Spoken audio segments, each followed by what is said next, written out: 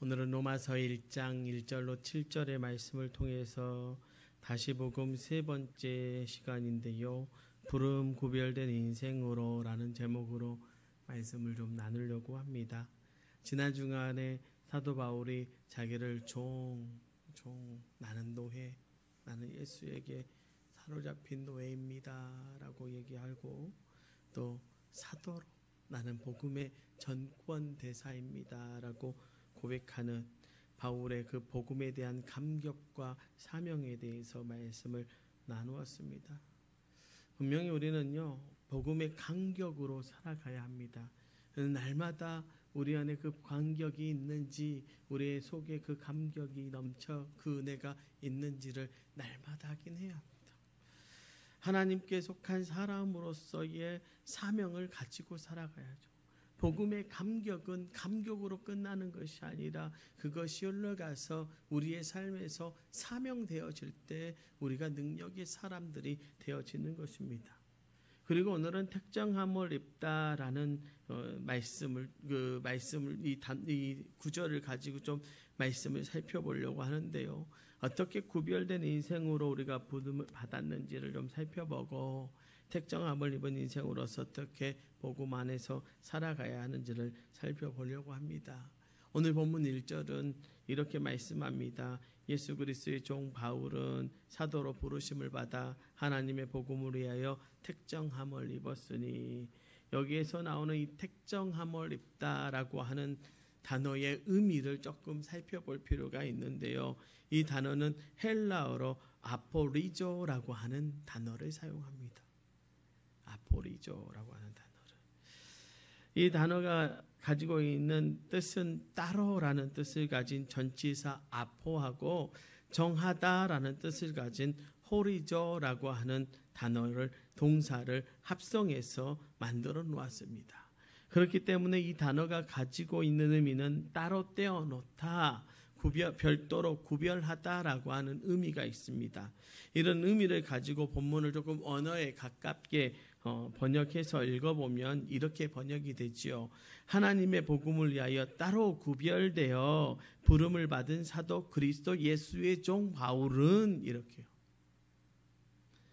바로 여기에 보시면 하나님의 복음을 위하여 따로 구별되어 부름받은 사도 그리스도 예수의 종 바울은 이라고 자기를 지칭하는 어떤 바울의 당당함이 여기에 있지 않습니까? 여러분, 사도 바울이 어떻습니까? 어느 곳에 가도요 당당했죠. 감옥에 들어가도요 기쁘다라고 말하는 사람, 감옥에서 문이 열려지고 도망가지 않아도요 그 안에서 같이 굳건히 버티면서 당당하게 서 있을 수 있었던 사람, 매를 맞아도 당당하게 맞았던 사람이 사도 바울 아닙니까? 남들이 돌을 던져도 복음 앞에 당당해서 할 수 있었던 이유가 바로 여기에 있는 것입니다. 스스로 늘 생각해 보기를, 나는 하나님이 이러한 일에 쓰시려고 따로 구별해 놓은 존재이다. 여러분, 너무 멋지지 않습니까? 그러니 사도 바울은요, 어느 상황, 어느 환경에 놓여 있어도 자기가 걸어가는 그 복음 사역의 길을, 아니 믿음의 길을, 인생의 길을 당당하게 걸어갈 수 있었던 것입니다.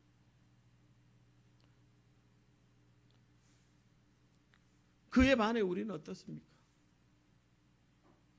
이런 바울과 같은 자기 고백이요, 그리고 자기를 바라보는 고백이요, 하나님 앞에 사명자로서 그런 사명의식이 여러분 안에 있습니까?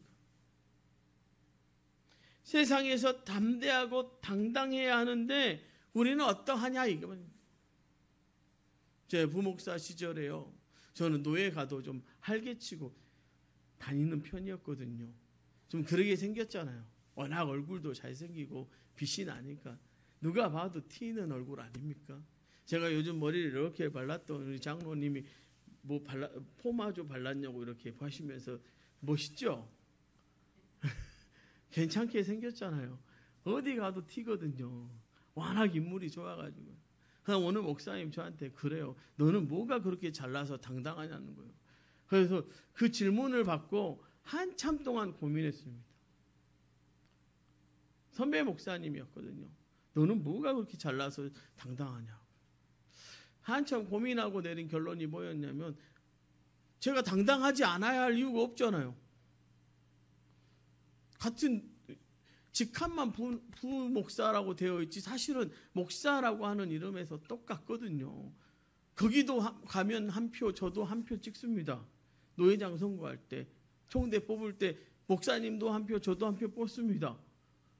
제가 거기서 쭈구리로 있을 이유는 없잖아요. 그러면서 생각한 것이 내가 노예를 갈 때는 목사로 가는 거지 내가 부목사로 가는 것 아닌데 내가 왜 쪼그리고 있어야지 이런 생각들을 해본 적이 있습니다. 그 목사님 때문에 더 당당해지더라고요. 그 질문 앞에 제가 답을 내렸거든요. 내가 그럴 필요가 없다는 거죠. 나도 똑같이 기름 부음 받은 자인데. 여러분은 어떠냐 이 말이에요. 여러분을 하나님은요 이 시대의 사도로 부르셨습니다. 여러분 하나님의 종으로 부르셨습니다. 그리고 사도로 부르셔서 복음의 정권을 여러분에게 주셨습니다.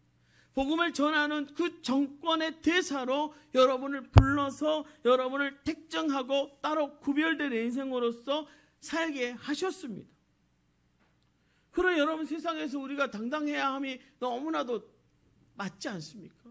너무나도 자명하죠. 우리 스스로에게 물어도요. 우리가 세상에서 고개 숙일 이유 없고 쭈그리로 살아갈 필요 없죠. 우리는 당당해야 합니다. 왜냐하면 복음이라고 하는 그 놀라운 사랑의 은혜를 날마다 깨닫고 살아가는 인생. 여러분 세상의 사람들도요. 얼마나 한번 당당한지 보십시오. 여러분 코카콜라 아시죠? 모르세요? 제가 너무 어려운 음료수를 이야기해가지고 다들 코카콜라의 회장이었던 로베르토 고이주에타 회장은요. 이분 돌아가셨는데 살아생전에 이분이 뭐라고 말씀한 줄 아십니까? 이렇게 이야기합니다. 내 혈관 속에는 피가 아니라 코카콜라가 흐르고 있다. 여러분 세상에 일을 하는 사업을 하는 사람도요. 자기가 하고 있는 일에 그렇게 큰 자부심과 당당함과 확신을 가지고 이야기합니다. 저와 여러분은요.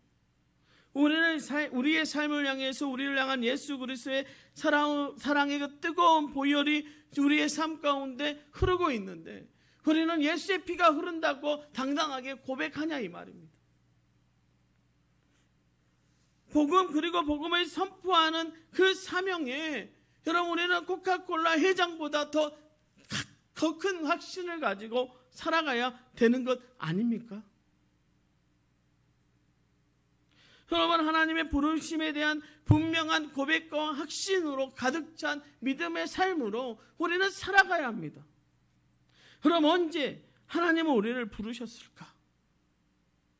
우리는 늘 이 문제에 부딪히거든요. 나는 부름받은 적이 없는데.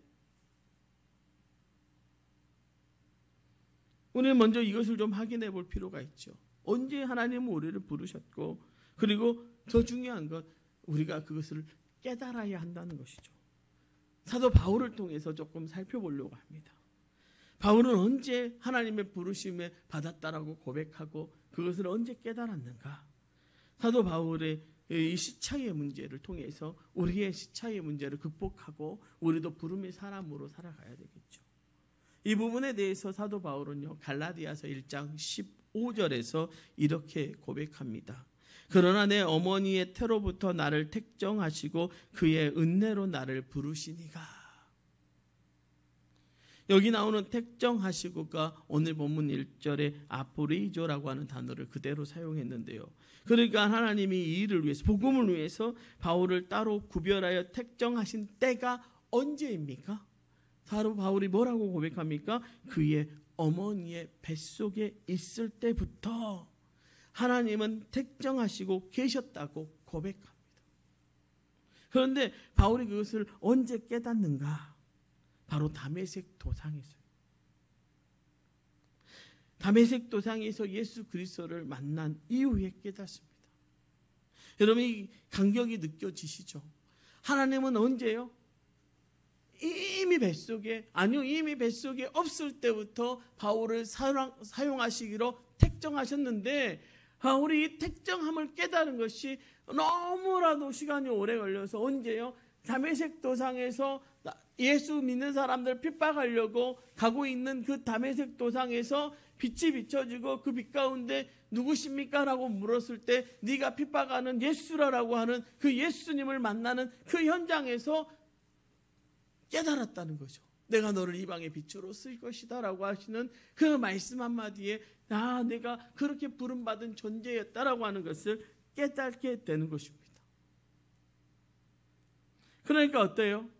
바울이 스스로 생각하고 그렇게 고백하면서 자기 마음대로 살았잖아요. 이게 하나님을 위한 일이라고, 이것이 하나님이 바라는 거라고 생각하고 착각하면서 살았죠. 오류의 인생을 살았죠. 바울의 인생에 하나님이 입력한 것이 아니라 자기가 입력한 오류로 살아왔던 그 인생이 다시 하나님의 인생으로 바뀌어지는 그 현장이 다메섹 도상에서 예수 그리스도를 만났을 때였다라고 하는 것입니다. 바로 우리의 문제가 이 하나님과 우리 사이의 부르심과 그 부르심을 깨닫는 간격, 시차의 문제입니다. 빨리 깨달으면요, 그만큼 빨리 윤택하게 사명을 감당하면서 살아가는데요, 무덤 갈 때까지도 못 깨달으면 그렇게 살다가 그냥 그대로 끝나버리는 것이죠. 우리가 너무도 잘 아는 에레미야 선지자도 그랬습니다.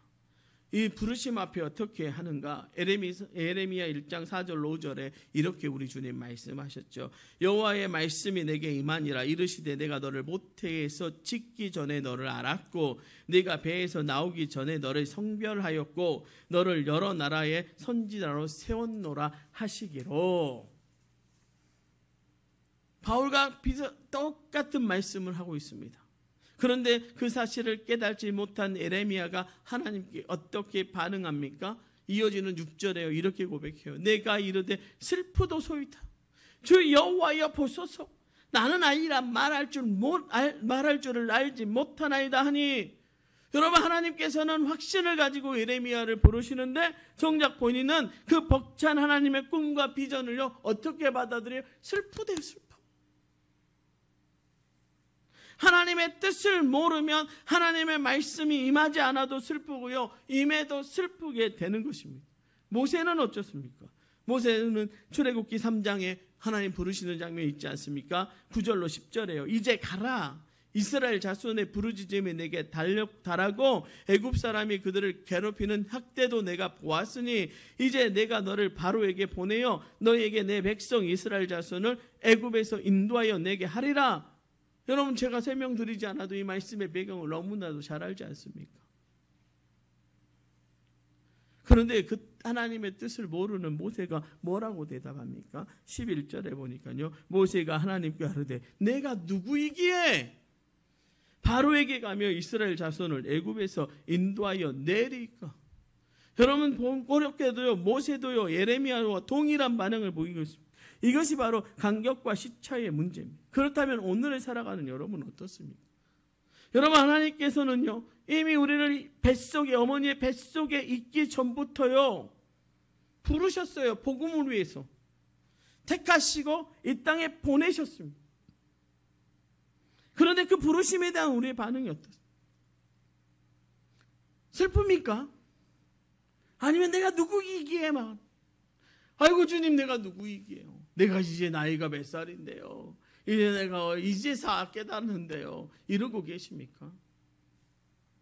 중요한 것은요, 모세나 에레미야가 이런 연약한 자기 인식을 가지고 있지만 하나님은 계속해서 그들을 하나님의 손으로 붙들고 가르치시면서 말씀을 깨닫게 하셨습니다. 그리고 그 택정 앞에 섰을 때 그 누구보다도 가장 아름답고 위대한 민족의 지도자로 그들을 택하셔서 사용했습니다. 이제 저와 여러분의 차례입니다. 우리도 이 택정함의 놀라운 부르심 앞에 서야 합니다. 그 부르심 앞에 우리의 나약함을 떨치고 일어나야 합니다. 주님, 우리 교회가요 너무 아니요, 여전히 젊습니다. 사명이 우리를 젊게 하죠. 여러분, 나이로요 하나님 앞에 부름받은 것이요 나이 많다고 자랑을 할 것이 없는 게요, 모세가 부름받은 게 80세였다니까요.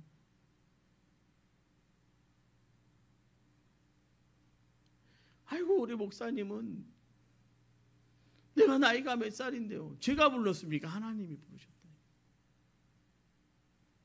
여러분, 우리는 날마다요, 이 부름을요, 확인해야 해요. 주님, 내가 복음에 합당하게 살고 있습니까? 내가 그 복음을 위하여 부름받은 대로 살고 있습니까? 확인해야 된다니까요. 구별된 인생으로 택정해서 내가 여기에 서 있는 하나님의 사람임을 날마다 깨달아요. 그래야 우리가 세상에서 당당할 수 있죠. 여러분, 제가 휘릿질이요. 저 태어나서 휘릿질이라고 하는 것을 처음 해봤거든요. 파도가 이렇게 몰려오는데 바닷물이 막 이렇게 들어가더라고요. 근데 이제 제가 거기서 깨닫는 거 하나는요. 그 베드로, 이게 물고기 잡는다고 살아가는 그 베드로가, 저는 휘릿질 한 번으로 어부된 느낌 받았는데 베드로는 평생 어부질하고 살았잖아요. 그런데 어느 날 예수 그리스도가 그를 부르시면서 그 부르심의 현장에서 야, 너 이제 물고기 말고 사람 낚는 어부 되게 할 거야 라고 말씀하실 때 여러분, 그 감격이 베드로에게 얼마나 컸을까요? 생각해 보셨습니까? 무식쟁이, 나는 배운 것도 없는데, 나는 아무것도 아닌데 내가 사람을 낚까? 내가 사람 낚는 어부가 될까? 3년을 예수님을 따라다녔지만 그 속에 늘 그런 의문을 갖고 살아가지 않았겠습니까? 그런데 어느 날 예수 그리스도 십자가에 달려 돌아가셔버리고 이제 우리는 끝났네. 아이고, 다시 물고기나 잡으러 가야지 하고 갈릴리로 갔는데 부활하신 예수님 오셔서 뭐라고 그래요? 내가 나를 사랑하느냐? 그 사랑하긴 하는 거죠. 그러면 네가 나를 사랑하느냐? 내 양을 먹이라, 내 양을 치라 하시면서 다시 베드로 안에 상기되어지는 모습은 뭘까요? 아, 맞아. 사람 낚는 어부로 나를 부르셨지. 그리고 오순절 다락방 사건 이후에 베드로가 선언할 때 역사가 일어나죠. 3,000명, 4,000명이 돌아서는 역사가. 왜 가능합니까? 사람 낚는 어부로 부르셨던 그 부르심의 감격이요, 성령 하나님께서 그의 마음 가운데 딱 들어왔을 때 폭발적으로 그 택정함, 그 부르심의 감격이요, 폭발적으로 베드로 안에서 일어난 것이죠. 마치 폭탄이 터지듯이 빵 터지면서요, 베드로가 말씀을 전할 때 그것 붙들고 가죠. 나를 택하셔서 나를 위해서 돌아가신 그분이 나를 위해서만 돌아가신 것이 아니라 당신들을 위해서 돌아가셨고, 그분은 돌아가시는 것으로 끝난 인생이 아니라 다시 살아나셔서 우리에게 영생, 우리도 다시 살 수 있는 존재라고 하는 것을 몸소 보여주셨습니다. 그러니 우리도 그 예수 믿음을 통해서 이제 이 땅의 것 보면서 살아가는 것이 아니라 저 하늘의 것 바라보면서 예수 믿고 구원받으십시오라고 선포할 때마다 3,000명, 4,000명이 돌아서고 예수 앞으로 나오는 역사를 베드로를 통해서 보여주셨잖아요. 여러분, 더 놀라운 이야기를 베드로를 향해서, 아니요, 저와 여러분을 향해서 우리 주님 하셨죠. 나보다 너희들이 더 큰 일을 할 것이라는 거예요. 여러분, 큰일 하려고 예수 그리스도가 여러분을 부르셨습니다. 아니요, 하나님 아버지께서 여러분을 부르셨습니다. 그 부르심 앞에 저와 여러분이 서 있는 것이죠. 그러니 우리가 날마다 깨달아야 하는 그 자리는요, 아, 맞아, 내가 부르심 받았지.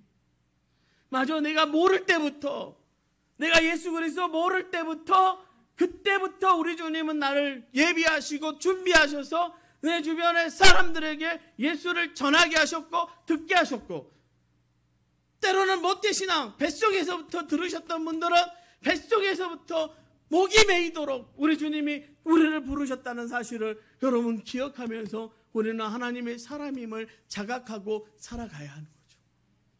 그리고 염려할 것이 없는 이유가 있습니다. 그 부르심을 깨닫는 사람에게 주시는 하나님의 원리가 하나 있는데요.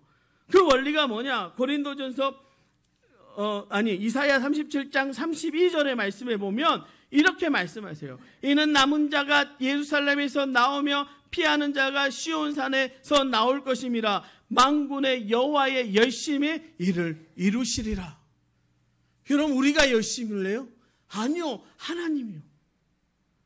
여러분, 이 땅에 죽어가는 영혼들에 대한 열심이요, 나로부터 나와요? 아니요, 하나님으로부터 나와요. 여러분, 우리가 착각하지 말 것은요, 우리의 열심히 이루는 것이 아니에요. 내가 택정함을 받았다고, 내가 그 택정함의 사명을 가지고 있다고 열심을 내려고 나가도요, 하나님이 열심을 내지 않으시면 이루어지지 않는 것이 이 사역의 일입니다. 그러니요, 우리가 날마다 점검해야 할 것이 뭐냐면, 하나님의 열심이 우리의 삶 가운데 이루어지고 있는가 없는가를 확인해야죠. 주님, 오늘도 내가 내 욕심으로, 내 열심으로만 일했습니까? 내 생각으로, 내 열정으로, 내 지식으로 내가 가진 그 무엇으로 살았습니까? 라고 물어야 된다는 거죠. 아니거든요. 하나님의 열심히 이루시는 거예요. 내가 가진 열정도 아니고요, 내가 가진 지식도 아니고요, 내가 가진 그 무엇으로 사는 인생이 아니에요. 나는 부족하지만, 나는 자격 없지만, 나는 리더십이 없지만, 이런 나를 향하신 만군의 여호와 하나님의 열심이 나를 택정하여 부르신 그 삶의 목적을 이루어서 가시는 것입니다. 내 열심이 아니라니까요. 우리는 자꾸 내가 하려고 해. 그러니까 자꾸 내가 하려고 하니까 부딪히고 깨지고 넘어지고 좌절하고 실망하죠. 사도 바울이 이렇게 고백해요. 고린도전서 15장 10절에요. 그러나 내가 나된 것은 하나님의 은혜로 된 것이니 내게 주신 그 은혜가 헛되지 아니하여 내가 모든 사도보다 더 많이 수고하였으나 내가 한 것이 아니요 오직 나와 함께 하신 하나님의 은혜로라. 여러분, 사도 바울만큼 열심히 낸 사람이 없었잖아요. 사도 바울만큼 교회를 많이 세운 사람도 없습니다. 그런데 뭐라고 말해요? 내가 한 것이 아니라 하나님의 은혜. 이사야서로 말하면 하나님의 열심, 여호와의 열심이 그의 사역을 이룬 겁니다. 여러분, 우리는요, 이 믿음의 법칙을 깨닫고 살아가요. 내가 한 게 아니야. 내가 한 게 아니야. 하나님이 하셨지. 그러면요, 영적인 생동감이 일어나요. 막 살아있음이 느껴져요. 그러면 은혜 받으면요, 살아있음이 느껴져요.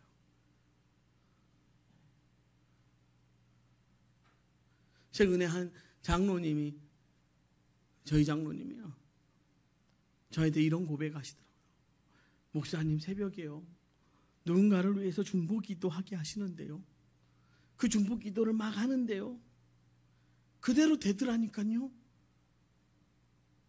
장로님이 하신 겁니까? 아니요. 장로님의 그 기도에 하나님의 열심이 터져 나온 거죠.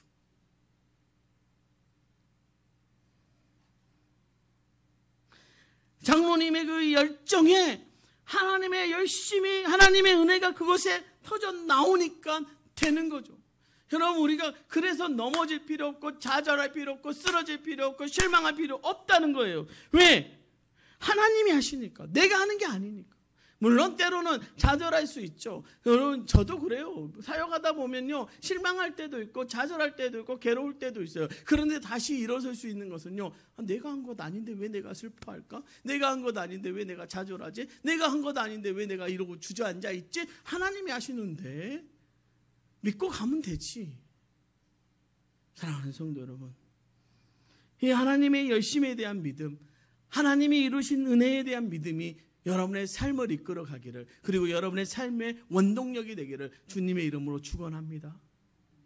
나아가 택정함 속에 우리가 하나님의 열심을 깨닫고 살아간다면 우리가 분명하게 생각해 봐야 될 것이 있다는 것이죠.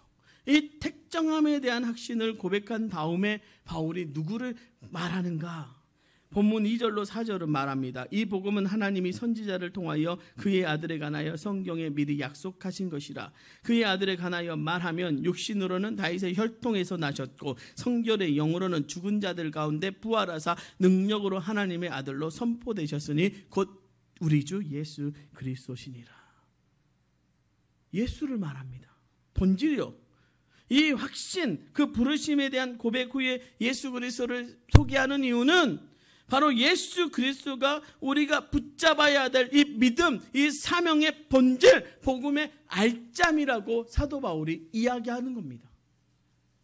바울 사도의 삶 속에 자기의 인생을 변화시킨 예수 그리스도, 그분을 강조하기를 원하는 겁니다. 그 중에 강조하면서 소개하는 예수님은 누군가? 바로 4절에요. 성결의 영으로는 죽은 자들 가운데서 부활하시사 능력으로 하나님의 아들로 선포되셨으니 곧 우리 주 예수 그리스도시니라. 바울은 지금 예수 그리스도의 십자가 그리고 예수 그리스도의 부활하심을 드러내고 선포하고 있는 겁니다. 여러분, 믿음은요, 예수를 붙들 때 능력되는 거죠. 여러분, 우리가 예수님의 생애를 살펴보고 예수님이 일으키신 기적들, 여러분의 믿음이 가지고 있는 연약함이 뭐냐면, 우리가 왜 흔들리고 자주 넘어지냐면 자꾸 예수님이 일으킨 기적을 보거든요. 그걸 붙들어요. 그게 본질인 줄. 아니요, 예수 자체가 우리가 붙들어야 될 본질입니다. 예수님이 일으킨 기적이 우리가 붙들어야 될 게 아니라요, 예수님이 우리의 본질, 예수 그리스도를 붙잡으면 해결돼요. 그러면 그 안에서 정말로 예수가 우리에게 보여주시고자 하는 복음의 본질은 뭐냐? 십자가 그리고 부활이라는 거죠. 십자가에서 완전하게 죽으시고 그 다음에 부활하셔 완전하게 살아난 이 복음을 붙들어야지만 우리의 인생이 달라지는 거죠. 그것이 실질적인 복음의 본질 아닙니까? 우리의 영혼을 구원해 주신 예수 그리스도의 십자가, 그리고 십자가를 통해 죽으셨을 뿐 아니라 죽음의 권세를 이기신 예수 그리스도의 그 부활, 저와 여러분이 이 본질을 붙드는 구별된 인생이 되어야 한다는 거예요. 그럼 우리가 예수님 이야기하면서 뭐 얘기할 거예요? 여러분, 그보다 더 큰 은혜가 어디 있습니까? 여러분, 마치 복음이라는 주제의 말씀을 계속 우리가 나눠가면서 우리 안에 반드시 회복해야 할 것이 있다면 우리는 이 복음의 본질을 붙잡아야 돼요. 예수 그리스도. 이것이 오늘 본문에서 바울이 공백하고 선포하고자 하는 핵심이라는 거예요. 내가 부름받아서, 내가 부르셔서 따로 구별하셨는데 이 일, 복음을 위해서 부르셨는데 그 복음이 뭐냐? 바로 예수 그리스도. 예수 그리스도의 십자가, 예수 그리스도의 부활. 그렇다면 우리가 그것을 붙들고 예수 그리스도의 십자가의 은혜로 날마다 살아간다면 이 구별된 인생의 비밀, 이 인생의 비밀이 우리에게 주는 유익은 무엇입니까? 먼저 특정한 구별된 인생임을 깨닫게 되면 우리는 흔들리지 않아요. 우리는 집중해서 예수 그리스도를 복음을 전하는 사명자로 살아갈 수 있어요. 디모데후서 4장 7절에 바울이 이런 고백하더라고요. 나는 선한 싸움을 싸우고 나의 달려갈 길을 마치고 믿음을 지켰으니. 사도행전 20장 24절에는 이렇게 고백합니다. 내가 달려갈 길과 주 예수께 받은 사명 곧 하나님의 은혜의 복음을 증언하는 일을 마치려 하면은 나의 생명조차 조금도 귀한 것으로 여기지 아니하노라. 여러분, 집중하고 있는, 흔들리지 않고 예수 그리스도만을 바라보고 있는 그 사도 바울의 모습이 보이십니까?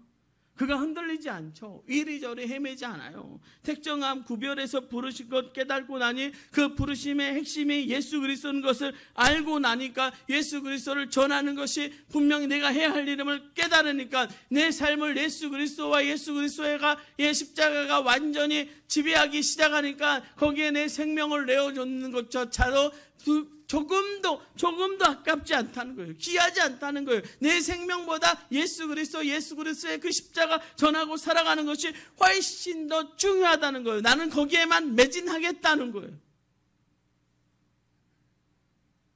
흔들릴 게 없죠. 여러분, 왜 흔들려요? 진짠가?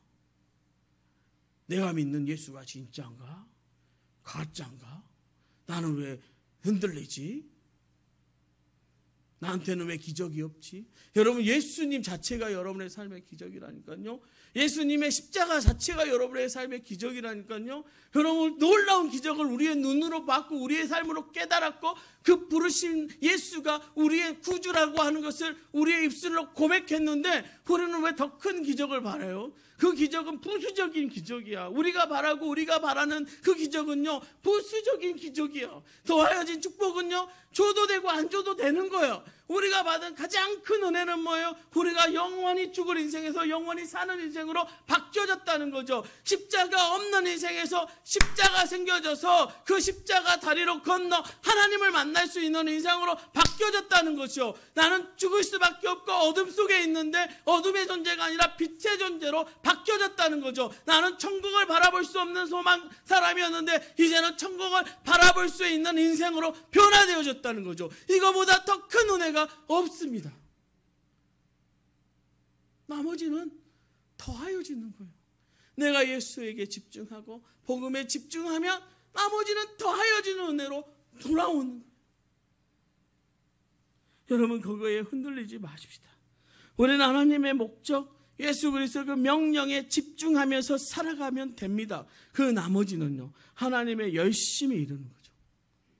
사랑하는 성도 여러분, 하나님의 은혜로 바울은 말합니다. 내 어머니의 태로부터 나를 택정하시고 그 은혜로 나를 부르셨다라고 고백했던 것처럼 저와 여러분도 하나님께서 복음을 위해서 따로 구별하여 이 땅에 부르셨다는 그 택정함의 비밀을 깨달아서 그 사명을 감당하며 살아갈 수 있기를, 그리고 복음의 핵심이신 예수 그리스도만을 붙들으며 살아가시기를 주님의 이름으로 축원합니다. 그것을 깨달았다면 우리의 삶이 바뀌어지는데 어떻게 바뀌어지는가? 구별된 삶으로 살게 되어 있습니다. 오늘 본문 7절의 말씀이에요. 로마에서 하나님의 사랑을 받고 성도로 부르심을 받은 모든 자에게 하나님 우리 아버지와 주 예수 그리스도로부터 은혜와 평강이 있기를 원하노라. 제가 말씀 묵상하면서 이 부분에서 너무 은혜 받아요. 로마에서라고 하는 단어, 로마에서 물맥상으로는 로마라고 하는 장소를 말하는 거지만요, 여러분 그 원어의 표현을 좀 보면요 더 은혜가 됩니다. 뭐라고 되어 있냐면 n이라는 전치사가 붙는데요, n이라고 하는 전치사는 무엇으로부터 혹은 무엇에서라고 해석했는데, 여기 우리 한글 본문에는 로마에서라고 되어 있지만 n 로마로 우리가 읽는다면 로마에 있는 장소적인 표현도 있지만 다시 번역해 보면 이걸 로마로부터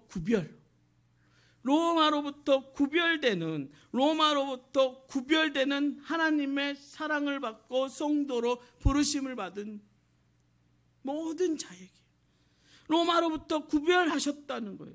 5절, 6절, 7절에 계속해서 나오는 이 전치사가 사용된 거 보면 5절에요. 그로 말미암아 우리가 은혜와 사도의 직분을 받아 그의 이름을 위하여 모든 이방인 중에서 믿어 이방인으로부터 구별되어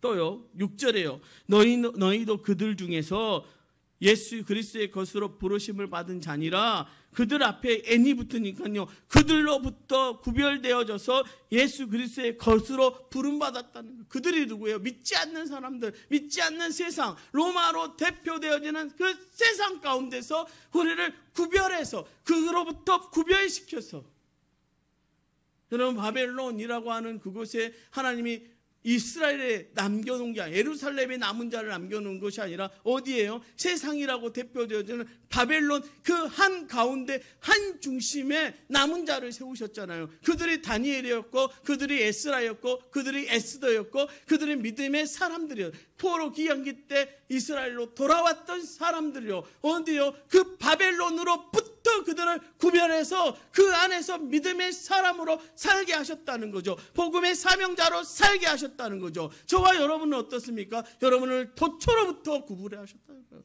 도초에 믿지 않는 사람들로부터, 여러분 신안에 믿지 않는 사람들로부터요, 이 나라에 믿지 않는 사람들로부터 여러분을 구별하셨다는 거예요.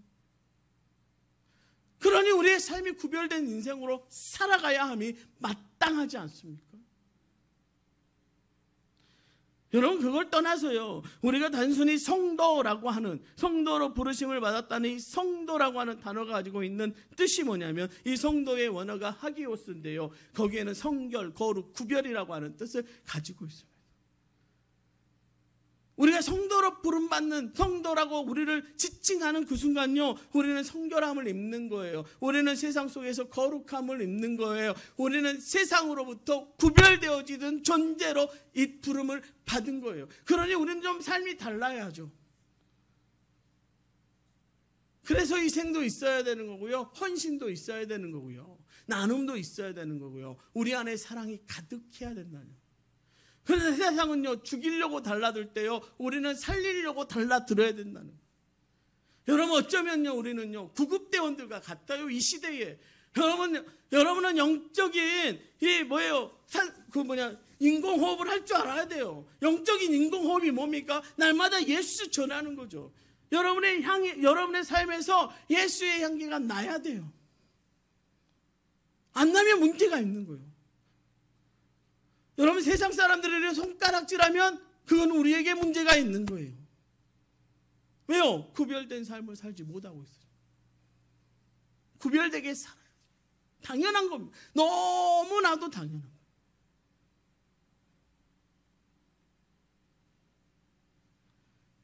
여러분, 당시 로마에 있던 성도들이 세상의 중심, 세상이 이끌고 가는 그 타락의 중심에서 거룩을 입고 있는 로마에서 거룩함으로 부름받았고 성결함으로 부름받았고 구별되게 그들을 구별하셨다라고 하는 거죠.